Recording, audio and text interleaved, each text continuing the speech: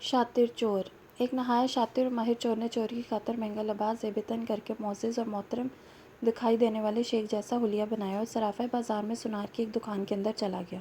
Sonar نے جب اپنی دکان میں وضع قطع سے نہایت ہی رئیس اور محترم دکھائی دینے والے شخص کو دیکھا جس کا نورانی چہرہ چمک رہا تھا تو سونار کو ایسا لگا جیسے اس کی دکان کے بھاگ جاگ اٹھے ہوں۔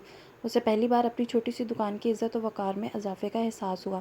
سونار نے آگے بڑھ کر شیخ کا استقبال کیا۔ شیخ کے بحروپ میں چور نے کہا، آپ سے آج خریداری تو ضرور ہوگی، مگر اس سے پہلے بتائیے کہ آپ کے لیے ممکن ہے کہ آپ اپنی سخاوت سے ہمارے ساتھ مسجد بنانے میں حصہ ڈال لیں؟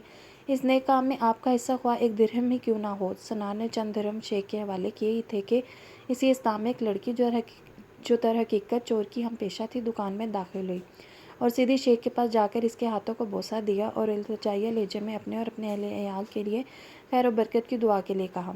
سونار نے جب یہ منظر دیکھا تو اس سے رہا نہ گیا اور معذرت خواہ لہجے میں کہنے لگا، اے محترم شیخ لا علمی کی معافی چاہتا ہوں، مگر میں نے آپ کو پہچانا نہیں۔ لڑکی نے سن کر تعجب کا اظہار کیا اور سونار سے مخاطب ہو کر کہنے لگی، تم کیسے بد نصیب انسان ہو، برکت، علم، فضل اور رزق کا سبب خود چل کر تمہارے پاس آ گیا اور تم اسے پہچاننے سے قاصر ہو۔ لڑکی نے شیخ کی طرف اشارہ کرتے ہوئے کہا، یہ فلاں علاقے کے مشہور و معروف شیخ ہیں جنہیں خدا نے کثرت علم، دولت کی فراوانی اور ہر قسم کی دنیاوی نعمتوں سے مالا مال کر رکھا ہے۔ انہیں انسانوں کے بھلے کے سوا کسی چیز کی حاجت نہیں ہے، لوگ ان کی ایک جھلک دیکھنے کے لیے بے تاب رہتے ہیں۔ سونار نے شیخ سے معافی مانگتے ہوئے کہا کہ شیخ صاحب میں معافی کا طلبگار ہوں، میرا سارا وقت اس دکان میں گزرتا ہے اور باہر کی دنیا سے باخبر رہتا ہوں، اس لیے اپنی جہالت کی وجہ سے آپ جیسی برگزیدہ ہستی کو نہ پہچان پایا۔ شیخ نے سونار سے کہا، کوئی بات نہیں، انسان خطا کا پتلا ہے، غلطی پر نادم ہونے والا شخص خدا کو بہت پسند ہے۔ تم ایسا کرو، ابھی میرا یہ رومال لے لو اور 7 دن اس سے اپنا چہرہ پوچھتے رہو، 7 دنوں کے بعد یہ رومال تمہارے لیے ایسی برکت اور رزق لے آئے گا جہاں سے تمہیں توقع بھی نہ ہوگی۔ جوہری نے پورے ادب و احترام کے ساتھ رومال لیا، اسے بوسہ دیا، آنکھوں کو لگایا اور اپنا چہرہ پوچھا تو ایسا کرتے ہی وہ بے ہوش ہو کر گر گیا۔ اس کے گرتے ہی شیخ اور اس کی دوست لڑکی نے سونار کی دکان کو لوٹا اور وہاں سے رفو چکر ہو گئے۔ اس واقعے کو 4 سال گزر گئے اور سونار رو دھو کر اپنا نقصان بھول چکا تھا تو 4 سال کے بعد پولیس کی وردی میں ملبوس 2 اہلکار سونار کی دکان پر آئے۔ ان کے ساتھ وہی چور شیخ تھا جس کو ہتھ کڑیاں لگی ہوئیں۔ سونار نے اسے دیکھتے ہی پہچان گیا۔ ایک پولیس والا سونار کے پاس آ کر پوچھنے لگا، کیا آپ اس چور کو جانتے ہیں؟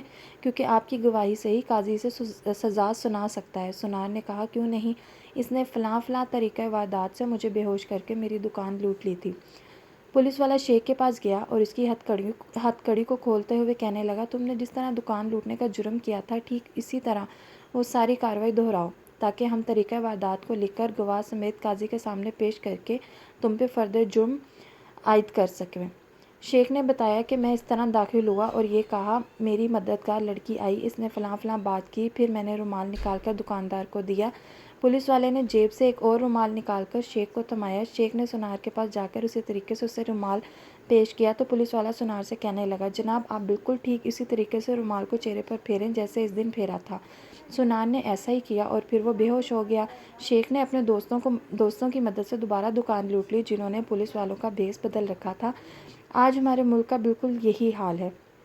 ہر طرف 4 سال بعد چور بھیس بدل کر ہمارے پاس آتا ہے، چکنی چپڑی باتوں سے ملک و عوام کا سامان لوٹ کر پتلی گلی سے نکل لیتا ہے۔